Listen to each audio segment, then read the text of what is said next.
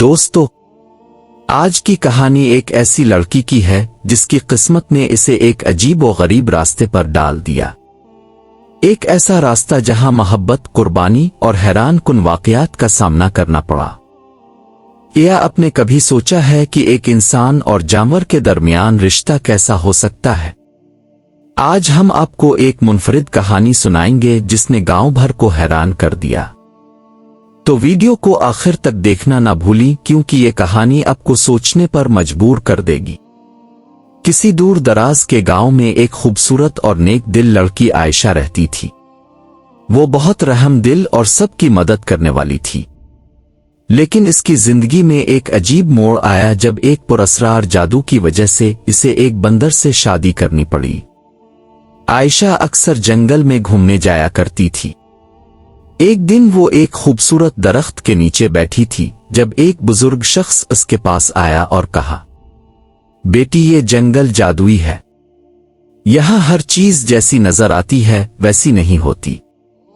عائشہ نے مسکرا کر جواب دیا، میں کسی کا نقصان نہیں کرتی تو مجھے کسی سے ڈرنے کی ضرورت نہیں۔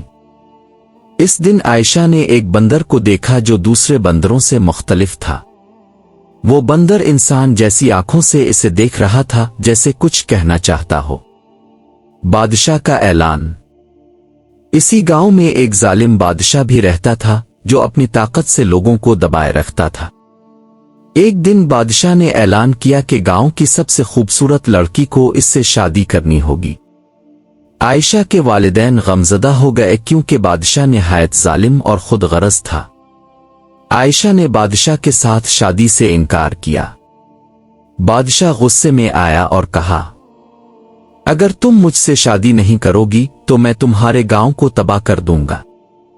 اسی رات وہ بندر عائشہ کے خواب میں آیا اور بولا، میں ایک عام بندر نہیں ہوں۔ ایک جادو کی وجہ سے مجھے اس روپ میں قید کر دیا گیا ہے۔ اگر تم مجھ سے شادی کرو گی تو نہ صرف تم اپنے گاؤں کو بچا لو گی بلکہ میرا جادو بھی ٹوٹ جائے گا۔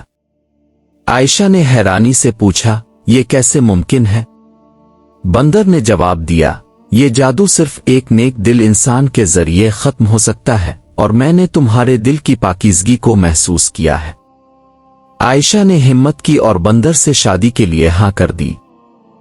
گاؤں کے لوگ اس پر ہنسے اور مذاق اڑایا، لیکن عائشہ نے اپنے گاؤں کو بچانے کے لیے یہ قربانی دی۔ شادی کی رات جیسے ہی عائشہ نے بندر کا ہاتھ پکڑا، ایک زوردار روشنی چمکی اور بندر ایک خوبصورت شہزادے میں بدل گیا۔ شہزادہ نے بتایا کہ وہ ایک قریبی سلطنت کا وارث تھا جسے ایک جادوگرنی نے اس وقت بندر بنا دیا تھا جب اس نے جادوگرنی کے ظلم کے خلاف آواز اٹھائی تھی۔ بادشاہ نے جب یہ دیکھا تو وہ خوفزدہ ہو گیا اور گاؤں کو چھوڑ کر بھاگ گیا۔ شہزادہ اور عائشہ نے نہ صرف گاؤں کو آزاد کرایا بلکہ ایک نئی اور خوشحال سلطنت کی بنیاد رکھی۔